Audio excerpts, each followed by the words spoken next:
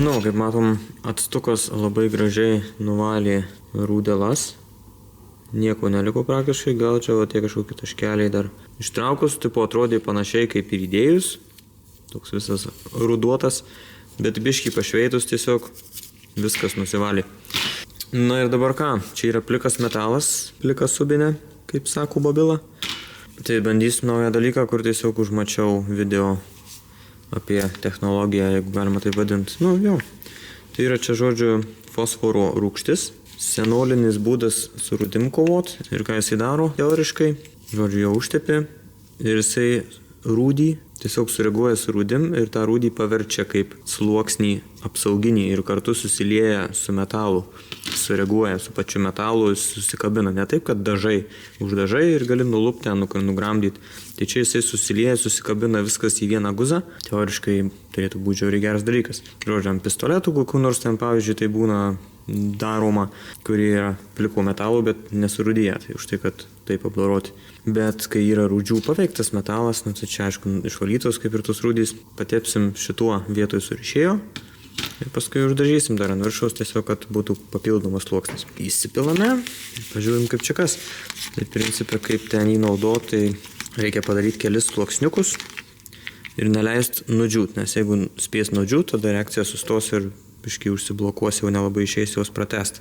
Čia labai minimaliai reikia tos skystukų, nes jisai tepasi visiškai minimaliai, nesidaro jokius sluoksnis, čia tiesiog rūgštelį. Plonai susitepam, duosim biškai pastovėti, bet svarbiausia yra, kad nenudžiūtų, drėgnai pabūtų, tada antrą sluoksniuką įvarysim ir tada jau duosim pilnai jam susireaguot.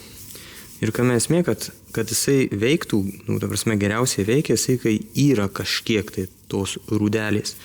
Aišku, rūdelė atsiranda praktiškai iš karto, kai tik tai metalas būna plikas atmosferoje, kur bent kiek yra drėgmės ore, o ore yra visada drėgmės. Tai priklauso, kiek jos yra ir taip atsiranda ir ta korozija atsiradinėja.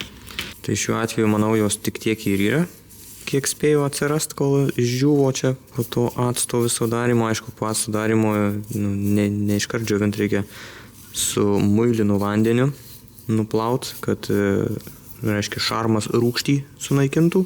Ir tada jau galima nuplauti ir nudžiovint. Neutralus metalas, kur netaip baisiai kabinasi vėl atgal tos rūdys. Sureagavę turėtų gautis gunmetal spalva, kaip ir juoda, bet tokia savotiška. Nu, esu matęs, kur užtepa ir iškart pajuosta metalas.